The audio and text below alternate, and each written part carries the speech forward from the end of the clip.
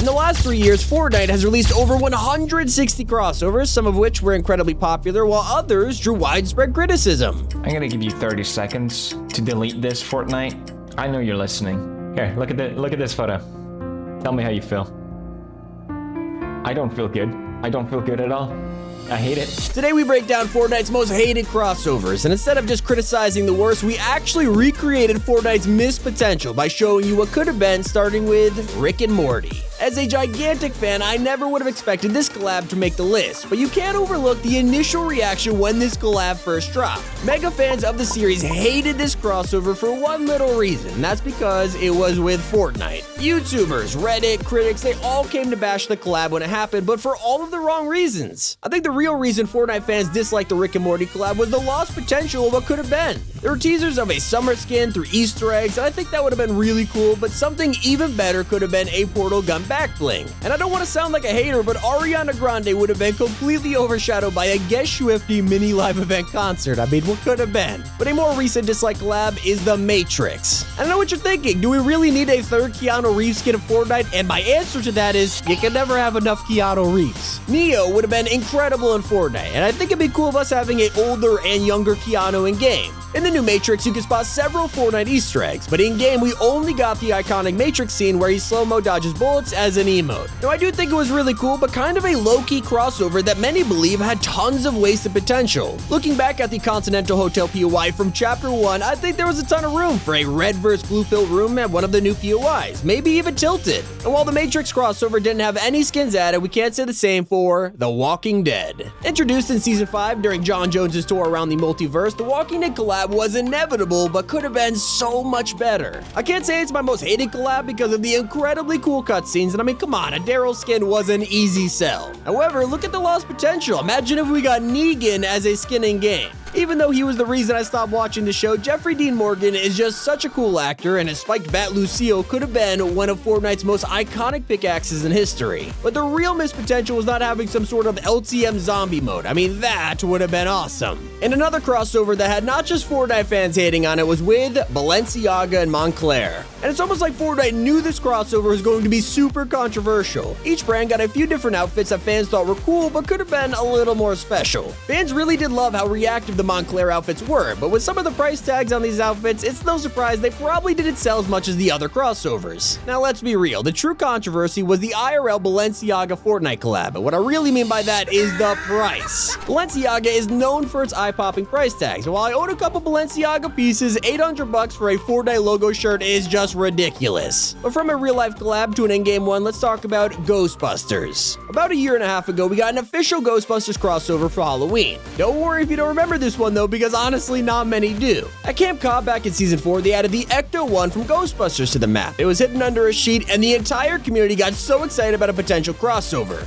And after a few days, we actually did get some item shop skins, but unfortunately, they were just reskins of defaults and nothing from the original or new movie. Not even a Bill Murray skin, which would have fit perfectly with some of the more classic collabs. A recreation of the Ghostbusters city would have been insane, and to double down on that, why not a gigantic marshmallow villain NPC? Okay, maybe that one is a bit extreme. But from extreme to straight up vanilla, let's talk about Green Arrow. One of Fortnite's first crew pack was none other than Oliver Queen. And while I used to love the CW show, many fans felt like this was more of an ad than a crossover. There were plenty of things that could have made this collab feel more genuine, like some sort of bow grapple weapon, you know, the one that actually released a season later. Safe to say, when crossovers feel like ads, fans hate it, and that is a great intro into Star Wars Live at Risky Reels. The Star Wars crossover has been one of the biggest Fortnite collabs to date, but also one of the most disappointing in-game events. The first ever live event of Chapter 2 gave pretty high expectations, especially after the end event. You gotta understand, when Chapter 2 first dropped, it had very little content, so everyone was hungry for that next big Fortnite experience. When it began, we were super impressed with the Star Destroyers in the sky and the TIE Fighters. Even the Millennium Falcon landed. It all started so well and then got,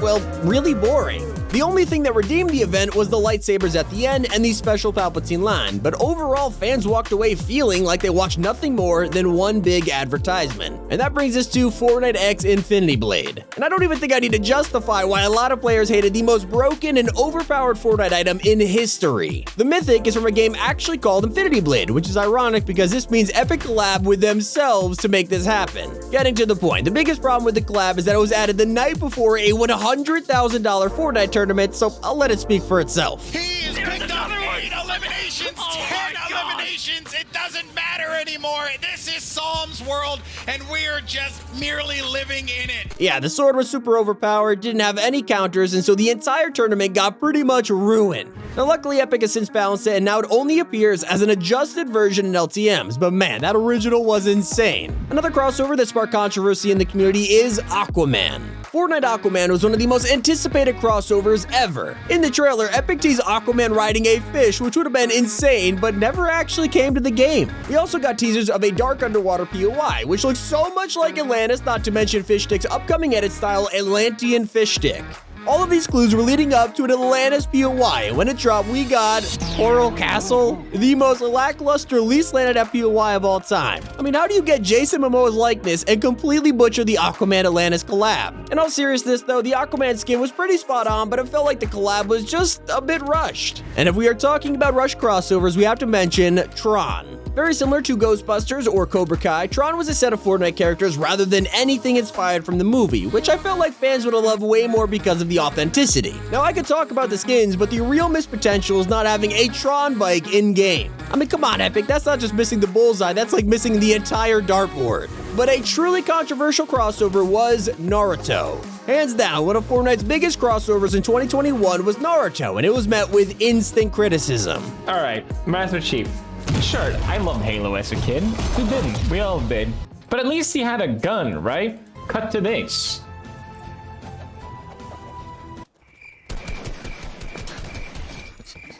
Just like Rick and Morty, mega fans of Naruto hated this collab for the same Fortnite bad reason. On top of it, just not being realistic enough, which, you know, is a fair point. But I think if you wanted to be realistic, you chose the wrong game to complain about. So let's go over even more unrealistic stuff that could have made this collab even better, like a Leaf Village POI. I mean, seriously, look at this. It brings back so much nostalgia from watching the show when I was a kid. And we even could have had a Sage skin variant for Naruto. Bringing this to the next level would have been adding Gaara and Madara to the item shop as well. I mean, who knows? Maybe a part 2 to this collab could be around the corner. And while Naruto is one of the most famous crossovers ever, this next one was only seen by a handful of players. Of course, I'm talking about Wreck-It Ralph. All the way back in Chapter 1, Season 6, we had Fortnite's third crossover, and players first spotted it on the Risky Reels projector screen. This little Easter egg was really hard to catch, but you can see Ralph run across one side of the screen to the other. Now, we are unsure if this crossover was canceled, but I can't help but feel like Epic could have done so much more with this besides an Easter egg and a free emote. I mean, who wouldn't love to see a Ralph skin in-game? And for a crossover that has an entirely different reason for being disliked are these soccer collabs. In this video, we touch a lot about the missed potential with collabs, but altogether, people hate soccer skins because of how many sweaty players use them. I mean, seriously, it used to be a meme back in the day to run away if you saw a John Wick skin, and now it's turned into soccer skins. Moving on to Neymar Jr., a lot of fans disliked him being the secret skin of Season 6, after constantly receiving collabs instead of more original skins. At the same time, we also received Icon Series skins for Harry Kane and Marco Reus, which weren't bad, but fans felt the Icon Series set was getting a little watered down with how many random athletes were being added. And for the most hated collab of all time, we have to move on to Quibi. Yes, the Quibi collab was easily the worst collaboration to ever come to Fortnite. Out of 160 crossovers, not a single one came close to this. For those of you not familiar with Quibi, it was a streaming service that came out of nowhere and it failed miserably right after launch. They collabed with Fortnite to stream one of their new shows on the Risky Reels projector screen, and on the surface it sounded pretty cool, but they literally just streamed the same episode of Punk'd for 4 days straight. Not only that, but they didn't disable building in front of the screen, so it was basically just a giant troll fest. What is crazy is that Quibi went bankrupt a couple months after this, and we have never seen a collab like this in Fortnite since. So what's your most hated collab? Let me know down in the comments below. It's been Tommy, and keep it here on Top 5 Gaming.